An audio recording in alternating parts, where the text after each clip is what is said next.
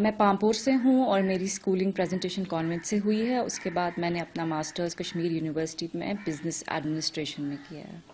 तो बताइए कैसे आपको ये आइडिया लगा कि सैफरान को। जी, तो मेरी शादी पामपुर में हुई है और उसके बाद हमने सऊदी शिफ्ट किया फॉर 5 इयर्स। और फिर मेरे हस्बैंड का फैमिली बिजनेस ऑलरेडी चल रहा था, लेकिन हम देख रहे थे कि there was a decline in saffron business, farmers were not motivated. और पीछे से ये बैकग्राउंड में जो बिजनेस चल रहा था, तो हमने सोचा we'll just take it forward. Struggle इसमें यही था कि सबसे पहले एजुकेशन लोगों की कि कश्मीरी सैफरन और फॉरेन सैफरन का डिफरेंस, अडल्ट्रेटेड सैफरन का डिफरेंस, क्योंकि जब हम आए तो हमें लगा कि लोगों को इतनी नॉलेज नहीं थी between the difference between the two. And farmers जो थे वो उतने मोटिवेटेड नहीं थे, उन्होंने फील्ड्स पे अपने घर बनाए थे, प्रोडक्शन कम हो रही थी। और तो हमने सोचा कि हम उनको इन्वॉल्व करें इस सब में।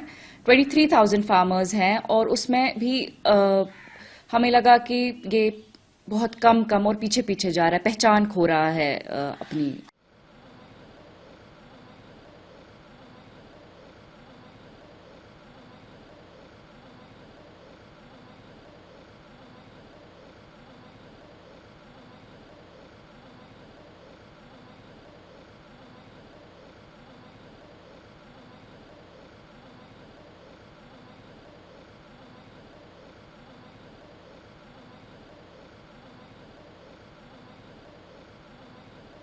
हमने एक इनिशिएटिव जो लिया है नोश नेचुरल्स पे, ये एक सपोर्ट था मेरे लिए, मेरी वाइफ के लिए। बिकॉज जब हम सैफरन की इंडस्ट्री में देखते हैं, पूरी इंडस्ट्री में जो 20-25 हज़ार हमारी फैमिली है जिनके पास सैफरन कल्टिवेशन है, सब कंट्रोल उनके घर वालों के हाथ में। देयर वाइफ्स आर कंट्रोलिंग, वही ध्यान रखती है खेत का, वही स्टिग्मा सेपरेशन करती हैं, वही ड्राइंग करती है।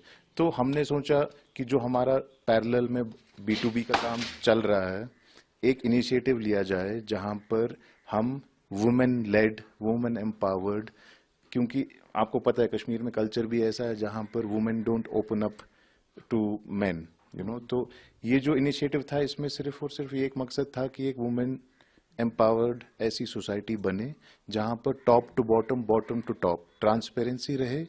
जो काश्तकार अपना सैफरन निकालता है उसको ये भरोसा रहे और उसको उसी हिसाब से पैसे मिले कि ये कश्मीरी सैफरन पैक करके ही आगे जाएगा।